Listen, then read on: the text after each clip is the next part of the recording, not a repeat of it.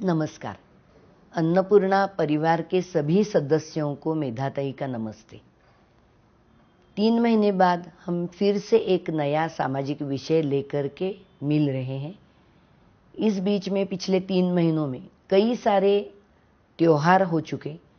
दिवाली, दशहरा, नवरात्रि, गणपति, इन सब त्योहारों के दिनों में आप लोगों ने अच्छे व्यवसाय किए होंगे, ये मैं मानती हूँ। बहुत अच्छे पैसे भी कमाए, फ़ायदा कमाया। ये सोच के बहुत खुशी होती है कि अन्नपूर्णा परिवार के सदस्यों की आगे उनको फ़ायदा मिले, उनको उनमें विकास हो जाए, यही हम चाहते हैं। आपकी जानकारी के लिए ये बताने के लिए मुझे बहुत खुशी होती है कि अक्टूबर महीने में अन्नपूर्णा परिवार ने पूना और बम्बई में मिलकर 6200 सदस्यों को कर्जे बांटे। 14.30 कोटि इतने कर्जे बांटे और इन सदस्यों में 90% से ऊपर महिलाएं थी।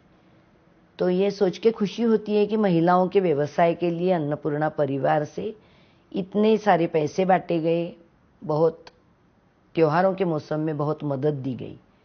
लेकिन इसी दरमियान पिछले 3 महीनों में बहुत सारी बीमारियां भी फैल गई।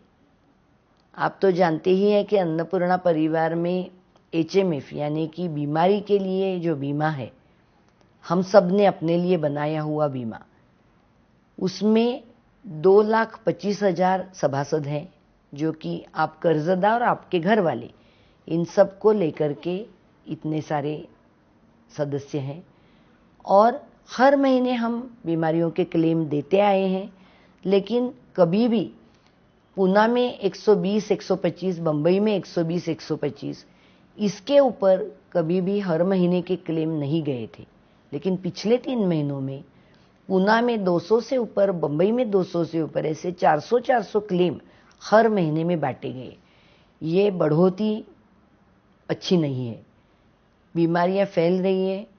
पिछले 4-5 सालों में हमने नए नए बीमारियों के नाम सुने हैं, जिसमें डेंगू है, स्वाइन फ्लू है, चिकनगुनिया है, और पुराने वाले जो मलेरिया, वायरल फीवर, ऐसे सब बीमारियां हैं, वो बहुत ज़्यादा फैल गई है।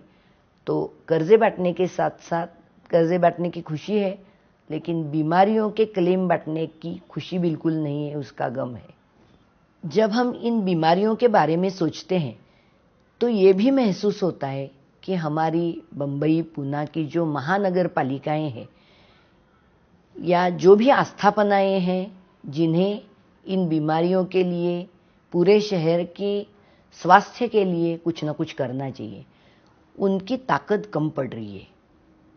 शायद वो सब जगह पे पहुंच भी नहीं रहे हैं।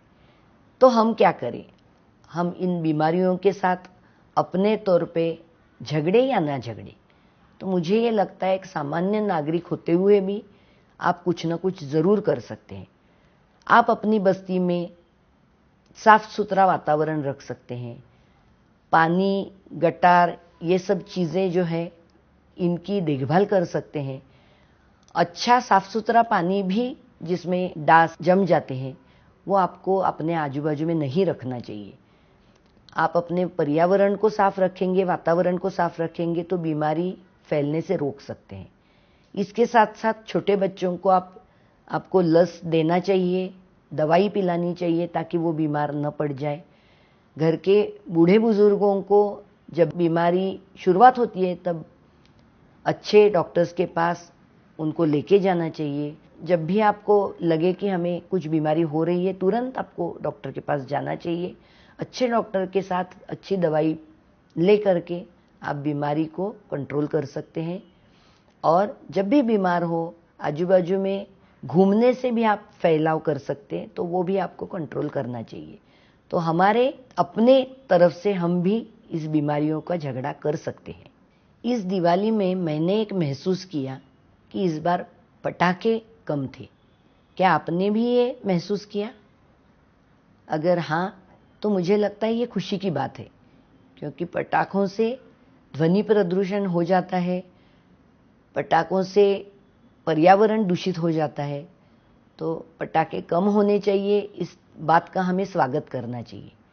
इसी के साथ साथ मुझे ये लगता है कि आप में से कई लोगों के व्यवसाय पटाखों से जुड़े हुए हो सकते हैं, लेकिन मैं आपसे विनती करना चाहूँगी कि आप ऐसे व्यवसायों से दूर हो जाए और दूसरे व्यवसाय शुरू करें, ताकि आपके पास पैसा तो आ जाए, लेकिन पर्यावरण दूषित है तो आपके बाल बच्चों का भविष्य दूषित है, प्रदूषित है।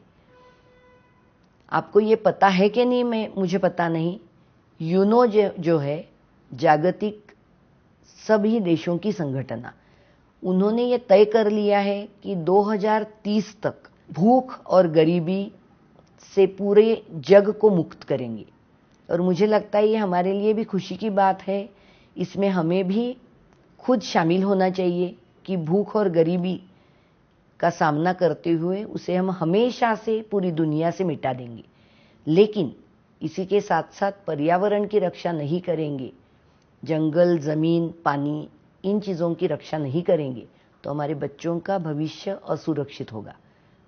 तो आइए हम मिलकर तय कर लेते हैं कि भूख और गरीबी के साथ साथ, इसको मिटाने के साथ साथ पर्यावरण की सुरक्षा हम अपनी जिम्मेदारी मान लेते हैं।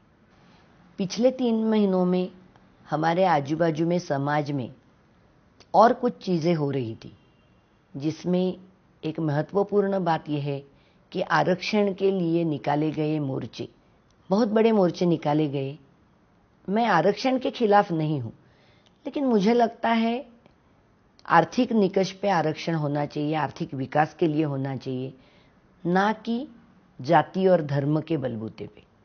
आप सोचिए, मुझे ये भी लगता है कि कोपर्डी के अत्याचार में इस जात के लोगों ने उस जात के महिलाओं पे अत्याचार किए, लेकिन अगर वो इस जात के और वो उस जात की नहीं होती तो भी ये अत्याचार भयानक ही होता, तो भी उनको सजा तो होनी ही चाहिए। तो हम ये आरक्षण और ये सब मुद्दों का जब विचार करते हैं, क्यों ना हम जाति धर्म की दीवारों को गिरा के, स्त्री पुरुष के बीच में की दीवारों को गिरा के एक ऐसा समाज की बात सोचे जिसमें स्त्री और पुरुष समान हो, हर महिला को इज्जत मिले और हर जाति धर्म समान हो। सिर्फ आर्थिक निकषों पे हमें मदद मिले, जिस मदद को लेकर के हम आगे बढ़े, एक समाज बन के, एक संघ समाज बन के, ना कि दीवारों से अलग अलग हुआ समाज, हम एक संघ समाज बन के आगे चलें। आप सोचिए, विचार कीजिए। धन्यवाद। फिर मिलेंगे 3 महीने बाद नया सामाजिक विषय लेकर।